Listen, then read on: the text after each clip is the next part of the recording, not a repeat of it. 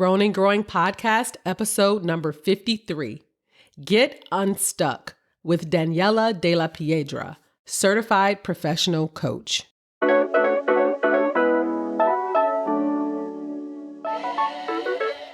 You're listening to Grown and Growing with Sonia Hamlin.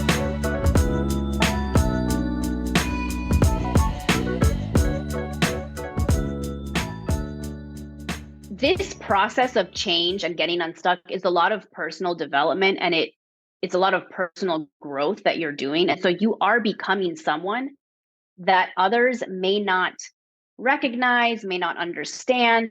Welcome back, y'all. Man, I can relate so much to this topic of being stuck. I have felt stuck at different points in my life, but most recently, it was when I entered my 40s. I was desperately stuck in the haze of routine. I was living my life robotically, and it wasn't until I got honest with myself that I could proactively work to get unstuck. This can happen in your career, your relationships, and even with your personal development. That's why I'm so happy to have my next guest, Daniela de la Piedra, here to discuss how do we get unstuck. Daniela is an attorney and a certified professional coach. At the height of the pandemic, Daniela left her legal career and launched Everyday Daniela Professional Coaching Services. She works with private one-on-one clients and also presents trainings and workshops to companies and organizations. Daniela helps her clients establish and achieve new goals, raise their level of awareness, and open up to new possibilities. The results have been sustainable, long-lasting transformation. You can find Daniela's bio and how to contact her in the show notes. So without further ado, let's get into this topic. Welcome to the podcast, Daniela de la Piedra. Thank you. Thank you so much. I love your name. It's a beautiful name, but I was like nervous that I was going to flub it. So I'm glad I was able to get that out. And I could now proceed with calling you Daniela. Yes. How are you today? You're good?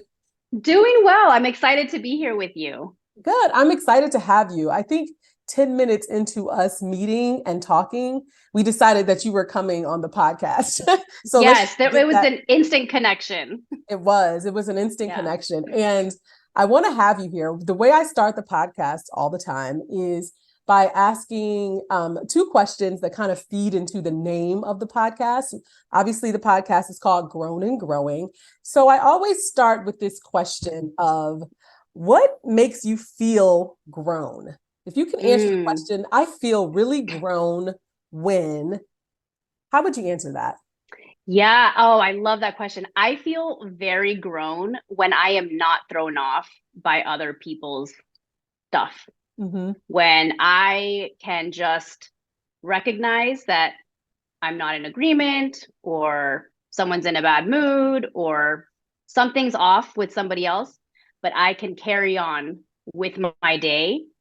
I recognize that I am grown now, because that was not the case when I was younger. Absolutely. It's a nice feeling when you know you've grown enough to where people cannot throw you off your square, which is what people want a lot of times, is a reaction. Mm-hmm. So yes, it's very nice that you know that you don't feed into that. So the second part of the question is, what experiences or or signs let you know that you're still growing? Oh my gosh. I mean, my kids teach me every day how to be more patient. Mm-hmm. Sometimes I fail, and sometimes I'm good at it, but definitely learning patience. I feel like that is an ongoing learning moment for me. And then I think, launching my coaching business has shown me that I am constantly growing. I am constantly learning and evolving. And that's what makes life fun, Yeah. I mean, the two things that connect that, like children and businesses, is that they will always challenge you in new and different ways. Like it forces you to grow. Yep. So that's the commonalities between those two things. So Mm-hmm. you're here today because one of the things we instantly connected on is the feeling of being unstuck. And Yeah. that is what we're talking about today. And I relate so strongly to this topic because I have experienced a time where I felt stuck in my life. And I think it's a normal occurrence that if you keep living, then there will come a time that you will feel stuck by something in your life, like a relationship or a job, or just by in life in general. So I want to start off by talking about what signs or what are the signs to let you know that you are stuck? Mm-hmm. Oh yeah. So first of all, feeling stuck is a sign of something. It's communication to you that needs to be listened to and needs to be acted on. But I think many times when we feel stuck, when we feel like we're in a rut, when we feel like we just can't move, Mhm. um, we think something's wrong with us. But in fact, nothing's wrong with us. We just have to pay attention to what's happening. So some signs of feeling stuck are, you've lost interest, you're not performing well, you are there, but you're not there. You don't know the way out. You can't think of any other possibilities. You can't make a decision, right? So, Mhm. like you brought up feeling stuck in a relationship. Sometimes, we might be in a relationship that we know has to end or perhaps needs to change. Mhm. And we're so stuck that we just continue in it and we stay sort of in that comfort zone, even though Yes. it's actually not, it doesn't feel good anymore, but it's familiar. So we just stay stuck. So I think Right. those are some signs And that you could look at. I love those signs because as you were listing them, I'm like, oh my God, so relatable, so true. Another aspect of being stuck that I think people may kind of overlook is the type of stuck where you are in routine, right? Where your Mm-hmm. life has become a routine, and it's almost like you drift into this routine by accident, and you don't Yep. really know that you are there. And so Mm-hmm. is there in your mind, is there a line between that routine where you feel like it's groundhog day, the same thing every day, and then just feeling comfortable, like, oh, I'm comfortable with my life, and that's not necessarily a problem. I feel like Mm-hmm. there's a fine line between those two things. Oh yeah, yeah, definitely. So a routine that feels like Groundhog Day or like you're on a hamster wheel, it's literally taking you nowhere. So you're not getting joy out of it. You're not really satisfied. It's just a default way of living that you've Hmm. just fallen into, but you're not really choosing it every day. It's Right. choosing you, and you're just like a victim to it. You're kind of held hostage to that hamster wheel. Whereas when you have a routine that you are comfortable with, it probably is a routine that you're still choosing, at least to some extent. Hmm. You're still engaged in the process of whatever that routine is. You're finding fulfillment. You don't end the day feeling completely depleted. So I think there are some routines that we do choose to some extent. Now, the less you start choosing it and the more it starts choosing you and you don't even realize it, that's I think where you really do start to find yourself stuck in a Hmm. way that you actually don't want to be.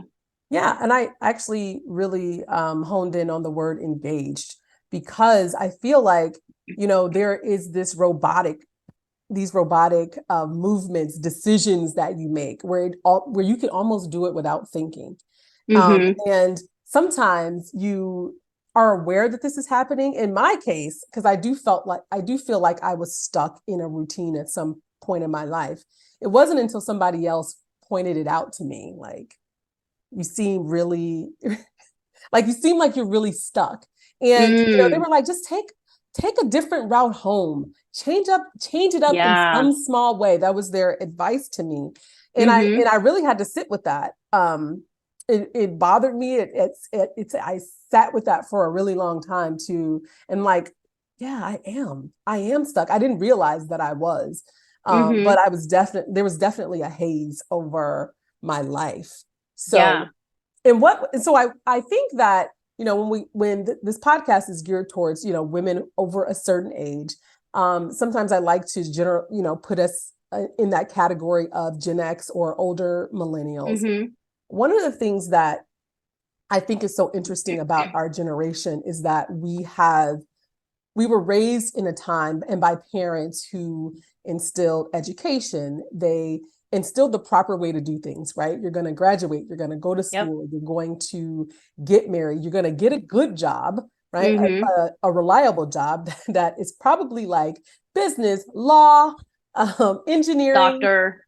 yes, doctor, those Mm-hmm. types of jobs. And then you're going to, have your 2.5 kids and you're going to be happy. Mm-hmm. And then I think what happens in when you get to a certain age is that you realize you've done all that stuff and it's not enough. And it's not Yeah. enough.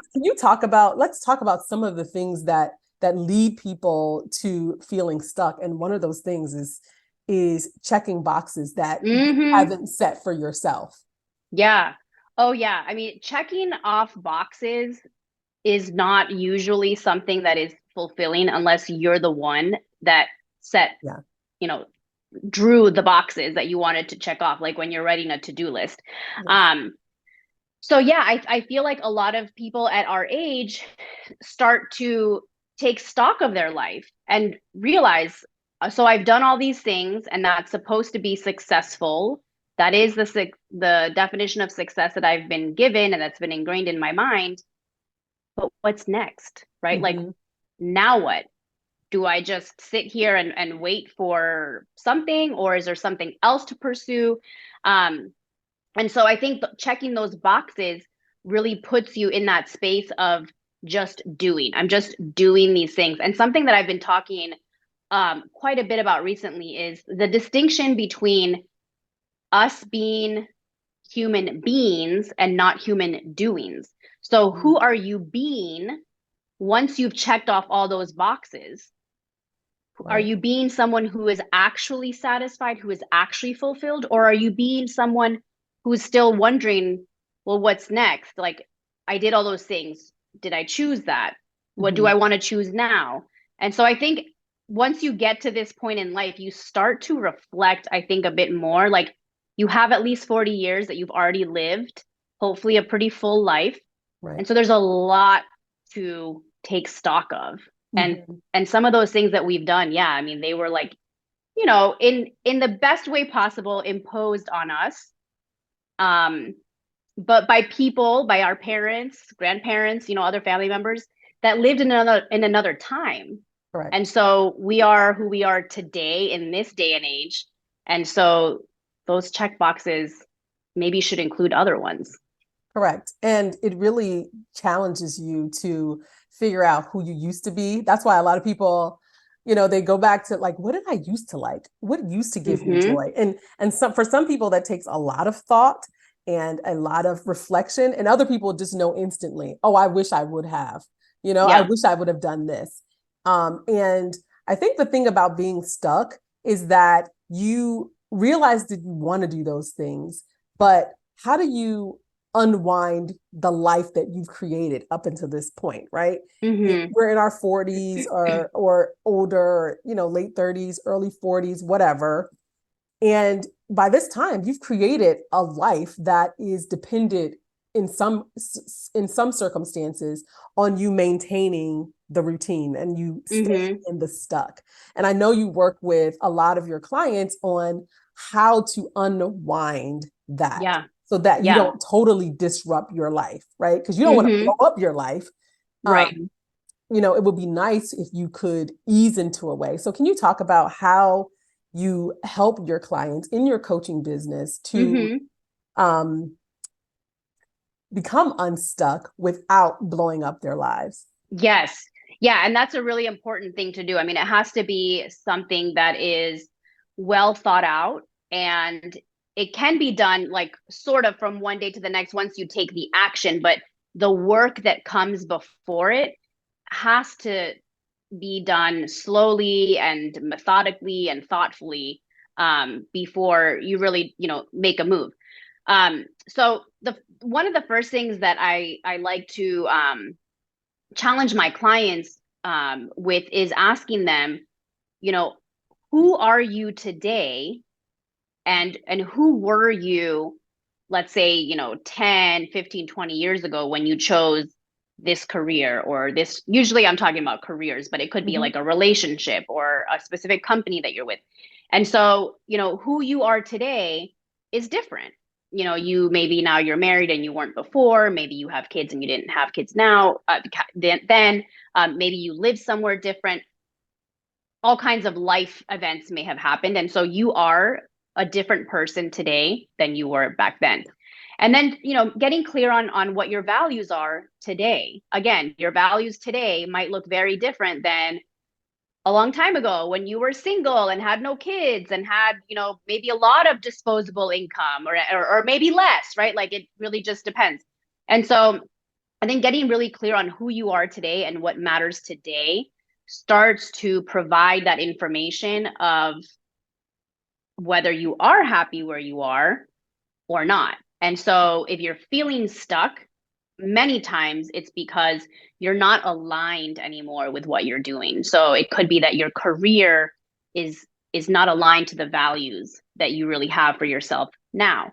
And so Hmm. now you have that information. So now hopefully feeling stuck doesn't feel bad. It's just information that you can use to start making those decisions. So with my clients, we do some vision work and start to envision what life, in an ideal way could look like.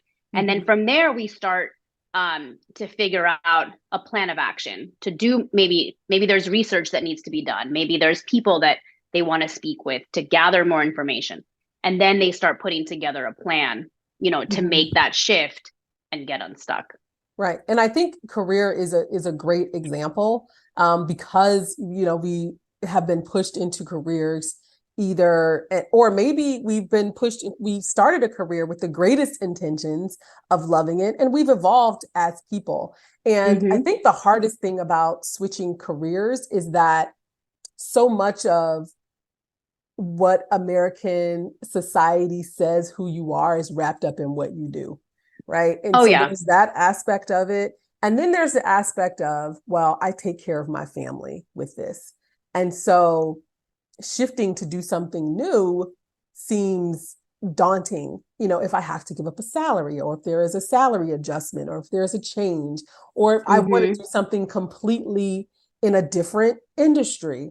I think there's a lot of things to consider, and rightfully so, probably a lot of fear wrapped up Mm-hmm. into those considerations.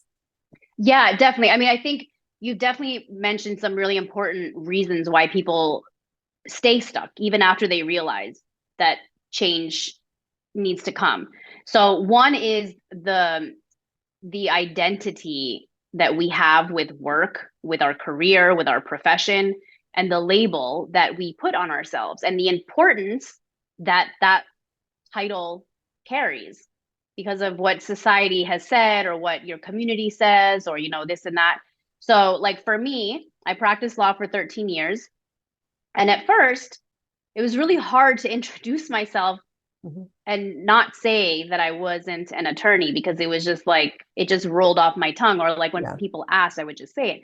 And so when I left the law and I moved into coaching, it was something that I had to get used to. And I remember the first time that I finally was able to answer what I didn't mention that I practiced law, and it felt fine. It felt Mhm. good. So like that's proof. That's the evidence that you can make a shift and you will eventually embrace a new identity. But it's that identity that keeps us really stuck. It's like it's an ego thing. It's, if I can't say that I'm this, what will I say that I am? So that's definitely one thing. And then of course there's the fear or the guilt of leaving something that is seemingly so stable Mhm. in order to pursue something different when you are, financially responsible to your family. Your family needs the stability. Um, but to that I would say that in the long run, if you're not happy, what is that actually costing your Mhm. family? So you could be bringing in the money, but you are miserable at home and completely disconnected and just unhappy. So it is that serving your family. Um, so those are things that I definitely help my clients with in trying to like pull away from this career and this identity and this stability, quote unquote, that they have in order to create a change that is more aligned with who they are today. Right. And there's nothing worse than knowing you're stuck, knowing that you're in a place of unhappiness and not being able to move away from it, Mm-hmm. not being able to evolve out of it. It's like almost being in a nightmare when you're awake, because Yeah. you realize it and it's like, well, what are my options? And Mm-hmm. this is where I think, people should consider, working with a coach. I'm definitely a fan of coaching, particularly when you're in situations where you feel like, you are stuck because of the circumstances of your day, or maybe you want to change what you do, or maybe you want to Mm-hmm. go into business on your own. Maybe you want to do something to move yourself out of the position you're in. And a coach, just like the name implies, gives you the tools and gives you and prepares you, right, to be able to Mm-hmm. make those changes versus, a therapist who, is there to, help your mental and give you tools to cope with life and your thoughts and your family Mm-hmm. dynamics. So I Right. I definitely am a fan of coaching. So at what point do you feel like a person should engage a coach? Like, is it immediately? And what are the benefits of working with a coach? I mean, I talked about a few of them, but the benefits of Mm-hmm. working with a coach versus doing it on your own. Like, Yeah. Yeah. Yeah. So I think, you can do anything on your own, mm-hmm, but do you have a timeline, right? Like, do you want to get there in 10 years or do you want to get there in 1 year? mm-hmm, Um, Obviously, there are all kinds of coaches. So if you think about athletes, if you think about musicians, um, if you think about, top executives, they all right, have coaches. Having a coach doesn't mean that you don't know how to do the thing. It's that you want to, get to your peak performance in whatever it is that you're doing. mm-hmm, So when to get a coach, I think, is really a personal decision, but it's when you're ready to get extra support. And it could be extra support for something huge like changing careers or starting a business, or it could be something as small but still big as helping you, get organized, helping you prioritize, and keeping you accountable to certain things. So for my clients that do come to me because they're ready for career change, um, I would say they come to me at the point where they have already been thinking about it. They feel stuck. They know that this way of living and doing life cannot go on too much longer. So they're ready to right, just face the fact that this, as they know it, has to end and there needs to be a new beginning, but they're not sure what that new beginning looks like. Um, and so that's at the point where they come to me, and I mean, the clients that I've had, they end up just doing a 180. Some of mm-hmm, my clients, when they come to me, they are very down. They're not very optimistic because they're just so stuck and burned out, but they don't know which way to look.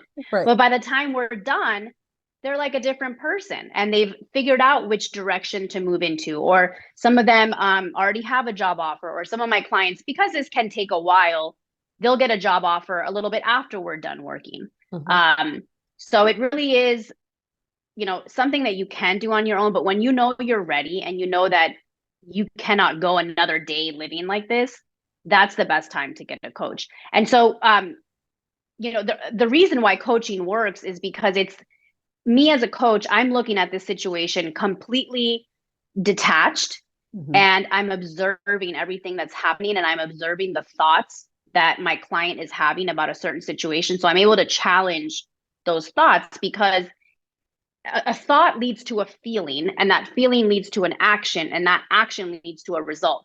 So you can't just change a result by changing the action. You have to get to the root of it, which is the thought which could be thought of like as mindset, Hmm. perspectives. So let's figure out what is the most empowering perspective that you can have here, and then let's move into an action that you want to take now that you're feeling more supported by your thoughts, and that action will lead to a result. And so I can really help my clients start to shift, first of all, their perspective. So let's Hmm. get you out of feeling stuck and like there's no options and nothing works. Let's get you out of that first. Um, and then really start to like, it's kind of like an onion or an artichoke. I love artichokes, so I like to talk Yes, about me too. artichokes. So peeling away all the leaves of the artichoke to get to the heart, which is the best part of the vegetable. And that's where all your answers are. You have the answers. I don't. I was just telling somebody this today who Hmm. was called me for coaching. I have no idea what your answers are. I just know I know how to follow you so I can ask you the right questions to peel away those layers, and then you find the answer Hmm. that's already there. Um, that's a really hard process to do by yourself. It is. Unless you're extremely introspective and extremely intuitive, it's a really hard thing to get to on your own. And then the last piece of coaching that is super powerful is that, the goal setting and the accountability. When you tell someone you're going to do something, you're much more likely to do it than if you're just like, telling yourself you're going to do it and no one knows whether or not it gets done. So those are some real like powerful ways that coaching can really support someone who's ready to make some change or just to get support on something big. Absolutely. And I can speak from experience. And I haven't worked with you as a coach, but I have worked with a coach. And what I Mm-hmm. really enjoy about working with a coach is what you said, is that they're outside of the frame. I'm actually using Yep. my coach's language. Mm-hmm. They are outside of the frame and they can see things that you can't see. And Yeah. the other thing that I really like about it is that, like a coach, like an athletic coach, they are helping you train your brain, train your Mm-hmm. thoughts. There's someone there picking up on your language, picking up Yes. on how you think about things, asking you to reframe things in the moment. And Mm-hmm. so it is like a coach there, like you're training yourself like an athlete would to reset your mindset. And then the Yeah. other thing that I really liked about working with a coach is the borrowed courage, right? They pump you up. Mm-hmm. There's a lot of like you. I rarely came out of a coaching session not feeling inspired or feeling Yeah. good about it versus therapy where you can go out and you're like angry. You're Yeah. Oh angry yeah. Or or like your upset. eyes are all red. You need more tissues. It's Yes. very emotional. Yes. Yeah. Coming out of it, which is also necessary. Therapy Which is is good too. necessary. Yeah. Yeah. Yes. But with coaching, I did always come out feeling positive about Mm-hmm. the future, even if it was still gray, right? Even if it was still gray, Yep. I felt hopeful, which is, a feeling that sometimes you can lose in your everyday life, like hope. Mm-hmm. So, Yeah. one of the things that we talked about in our initial conversation when we met was the COVID effect on people. And Mm-hmm. I worry, a lot of people, I work in healthcare, so I didn't really get the COVID break that everybody got. Mm-hmm. Um, but one of the things that people did in that time period was to rest, reset, think about their lives. And that's why, a lot of people quit their jobs or changed directions or got Mm-hmm. divorces. There was a lot of change Yeah. happening in that period of time. But now that we're post COVID to some degree in a normal life, I feel like we're kind of going back to Mm-hmm. where we were, that mindset of go, go, go, not Yeah. thinking, and we're losing some of that. I know your moment of clarity came in COVID as well. So how did you take your moment of clarity during that period and use it to change the direction of your life? Yeah. So for me, COVID was the pause that I desperately needed, but didn't realize I needed it until I had it. And so for me, it was kind of like I couldn't unsee what I had seen being at home now with my kids. And as hard as it was to Mm-hmm. juggle everything, it was still a beautiful moment where I was able to spend time with my then 2 and 4 year old more often. And especially the 4 year old, I felt like Mm. I was like getting to know her all over again because Yeah. between the commute and daycare and work and all that, like I didn't see her very often. And then the weekends were always packed with all of these activities Activities. and Hmm. social events and stuff. So we had a lot of downtime where I started to get to know her. And it made me sad in a way that as her mom, I didn't realize that she like had these thoughts and she could explain things a certain way. And so I realized that I was missing out and I didn't want to continue that way. Um, so between that and my job I mean, I walked away with so much gratitude in my heart, but let's be honest, it was a hard job that became even harder during the pandemic. I worked with low income seniors. It was so Oh, wow. hard to get anything done Yeah. through Zoom, and the mail situation in my office was very difficult, and I was working with government agencies that were also like so overworked. And so that combination of things made me realize that something needed to change. I didn't want, whenever this ended, I thought, I don't want to go back to that office. I want to be near my house. Maybe I want to work in my house. And what does that look like? And I hired a coach myself, Hmm. um, who, funny enough, she was in my section in law school. So like we knew each other through law Hmm. school. Um, and so she had practiced law for several years and then moved into coaching herself. And in working with her, I got very clear on a lot of things that I do with my clients now, like what are my values today? Hmm. And how am I not serving those values by the way that I'm living right now? But also, how has this, pandemic lifestyle allowed me to start to get realigned? And I didn't want to undo that realignment by just going back to Right. as it was, whenever that moment came. Uh, and so also during the pandemic, we moved from Alexandria, Virginia to Gaithersburg, Maryland. So Mm. for those of you listening and watching who don't know, that's a longer commute into DC where I used to work. Yeah. And so that was also a part of it. Like, I'm definitely not doing this commute. No way. Yeah. Then I'll never see my kids and they'll Right. never go to soccer practice or swim lessons or whatever. Um, so that was really like my moment of realizing that I needed to realign and readjust.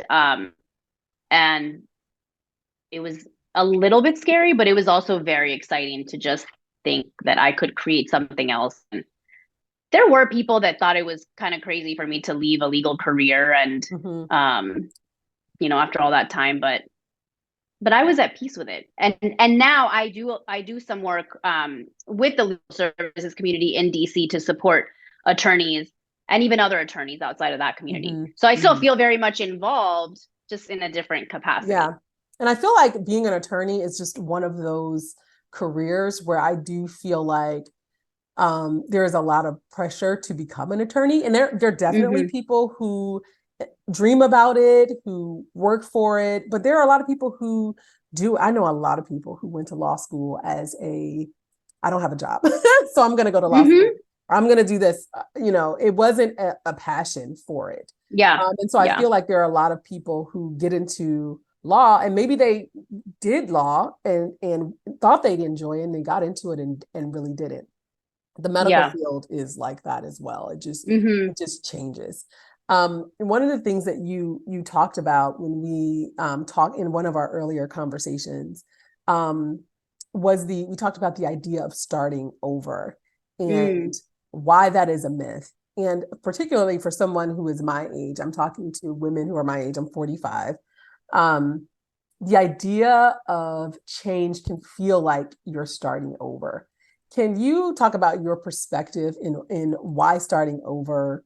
You shouldn't look at it as starting over per se. Oh yeah, absolutely. So, I'll use myself as an example, and then I'll give an example of one of my clients that actually this came up in one of her sessions. So for me, I don't think I've ever felt like I'm starting over in a way that is going to hold me back. Although I know that I'm starting over because I've never had a coaching business. So I Right. just, I started the coaching business 2 years ago. So that is a start. However, I could have never become a coach without all of these prior years of experience, working in the legal field, going to law school, being married, having kids, having older parents, all of these things that I have experienced in my life have informed who I have become today at the age of 42 to be a coach that can do great work. And so I'm not really starting over. I'm just adding another chapter to this book that I've already been writing. Mhm. And this chapter today would make no sense without all the chapters before it. And so this came up in a session with one of my clients who is making a big move. She is in one industry and wants to go back to school to go into a completely different profession, although they are somewhat related. I'm just going to leave it there because I really don't want to identify her. Right. Coaching is a confidential relationship. And so she at one point said, like, I feel like I might be starting over and I don't know if that feels good. And I said to her, are you really starting over? Or are you just adding to what you've already done?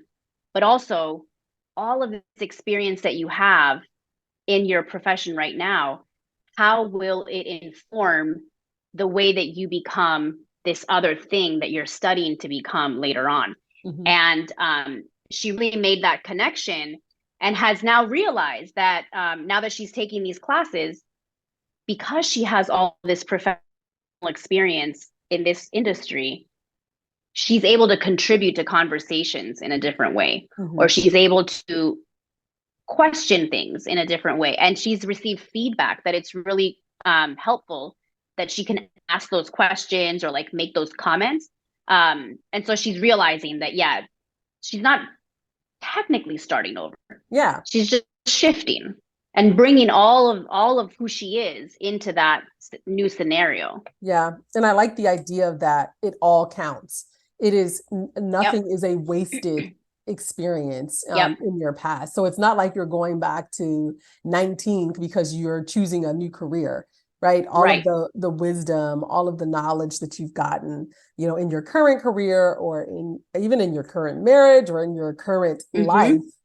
all goes with you into this new experience. And so, while it may feel on the surface that you are starting over, you're not. You're really just starting in a better place than you were Yeah, before. exactly. Sorry. Yeah. Exactly. Yeah. So one of the things I like to talk about, because a lot of times when you're in this position and you're looking at your life and evaluating where you want to go and how you want to change it, you're not doing that in a bubble. Like it's not just Mm-hmm. you, making decisions. There are often people attached to you, right? There could be parents, they could be your children, they can be your spouse, it can be an entire family that relies on you to be that person. And sometimes they may be unaware that you are in a position of being stuck or that you are unsatisfied with your Mm-hmm. life. And so, how do let go of the expectations of others when you are going through this change? Do you encounter that comes up a lot in your sessions with your clients? It is something that I think naturally will come up. I think for everyone with at least someone in their life. Um, I think when we are changing and perhaps making these so-called drastic changes, I think for most people it's going to be jarring or confusing or it doesn't make any sense. And there's a lot of judgment attached to that has nothing to do with you, but more to do with them. And until you can understand that, it's always going to feel like there's this conflict. However, I learned this lesson when I became a mom that everyone has their opinions on how you should parent and how you should do this with the baby or that or blah, blah.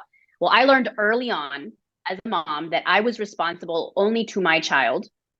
And if Mhm. anybody had feelings about it, they were old enough to handle those feelings for themselves. Like I was not going to take responsibility for that. And so the same thing applies here where when you know that a change is necessary for you and you've been thoughtful and you've chosen this new change, if people want to put you down for it in some kind of way or judge you or discourage you, that's probably because they would never be brave enough to make the change, or maybe they had wanted to make a change at some Mm-hmm. point in their life and they didn't, and so they're feeling resentful.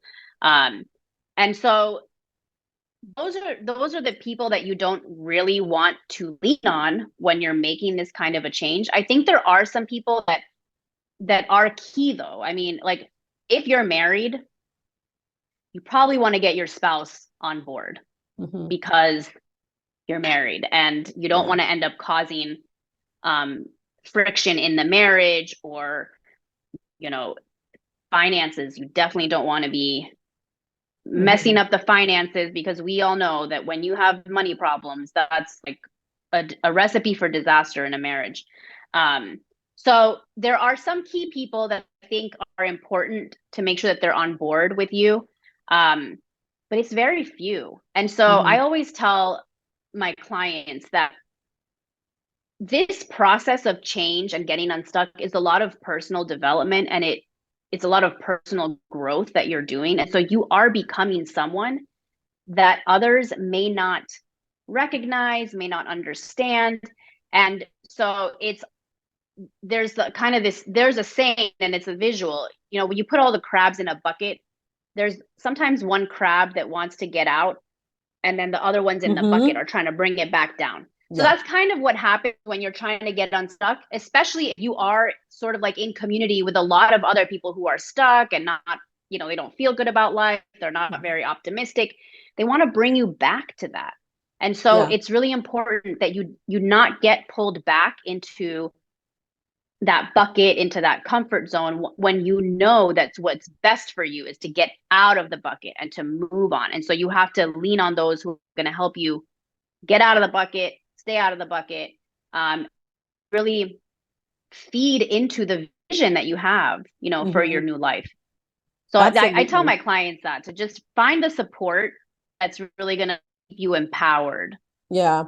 And I think that's important. And that's one of the another benefit of working with a coach is that they can help you, Mm-hmm. with the language to be able to express why this is important to Right. you, to not get bogged down in what other people are saying. I mean, you can do that naturally, but it helps to have that support, definitely.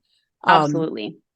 and so let's talk a little bit about your coaching business. And I know there are two aspects to your business. You can do one-on-one coaching, and you also have a membership group called The Collective, which I love. Can you talk a little bit about Yeah.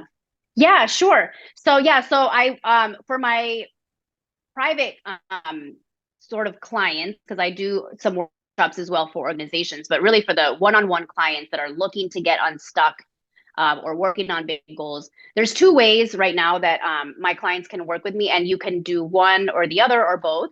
So I have a one-on-one coaching container, and the the package that really is the best one for best bang for your buck, but also just the best one to really get clear and get a plan in motion and get the support.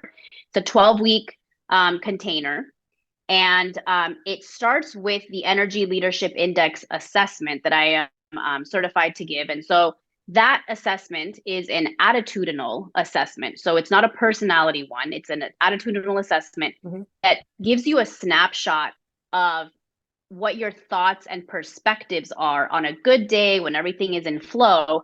And then it gives you a snapshot of where you go under stress, or when you're Mm-hmm. triggered. And it's based on the 7 levels of energy framework that is proprietary to the coaching school that I went to. And so the 7 levels of energy show you where your thoughts and perspectives are. And the bottom 2 levels are catabolic energy, which is stressful, destructive, feeling like the victim.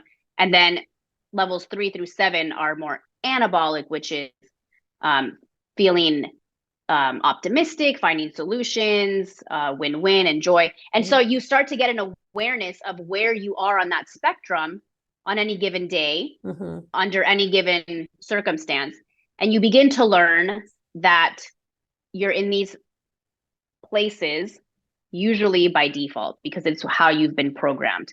Um, to think and to see things. And so you start to undo that. You start to Right. use the word unwind. You actually start to unwind that so you can reprogram your brain to see things differently in a way that's going to empower you so that you can become more engaged and feel more joy and be more fulfilled. So we use that as a framework to then guide us through the coaching sessions that come after that. And so I meet with my clients once a week for an hour at a time.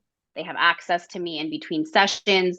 I create for those clients, I create a coaching notebook. So we have this online notebook, and so I put in my notes. My clients can do their homework in there because there is homework that comes out of each session.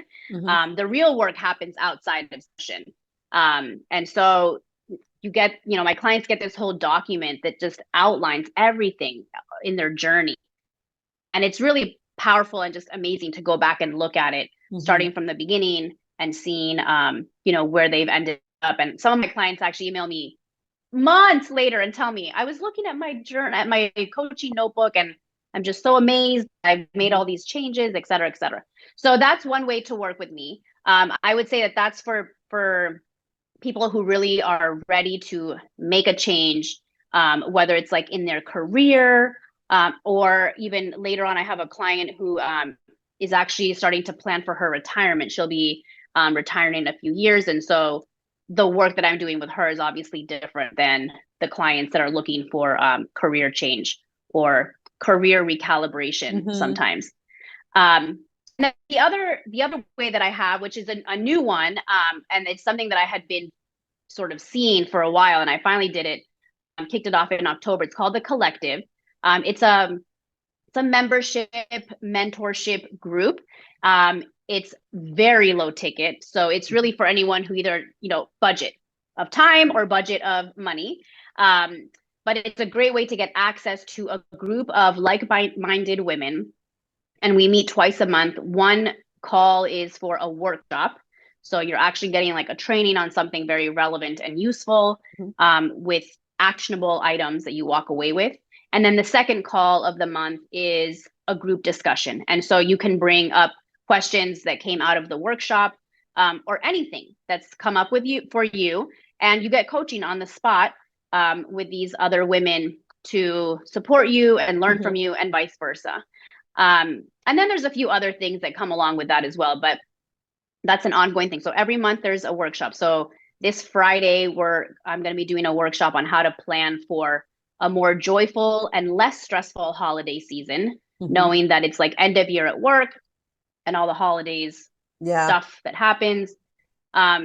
December, we're going to be doing a vision board workshop.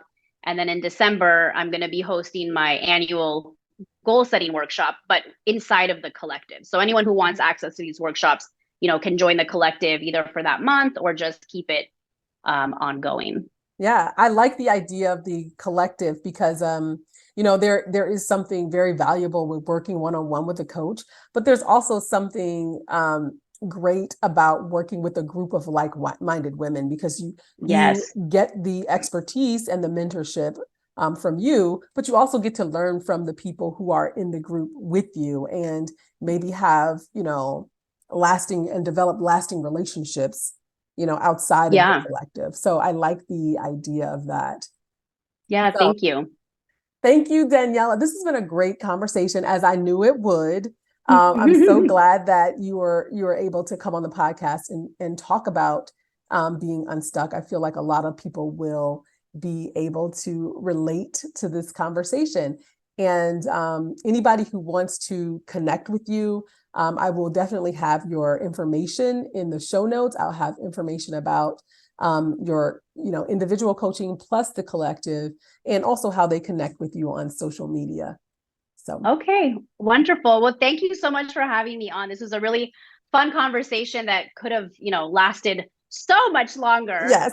But I hope that everyone who's listening gets something out of this that they can put into action right away. And even something as small as taking a different way home from work could really start to bring in some joy to help you get unstuck. Absolutely. And this conversation is perfect for this time of year. I know people like to reflect on the year and think about what's coming forward in 2024. So this is Yes. a great time for this type of discussion. So Yes, that's a really good point. thank you, Daniela. And for everybody else, I will see you next time. Thank you.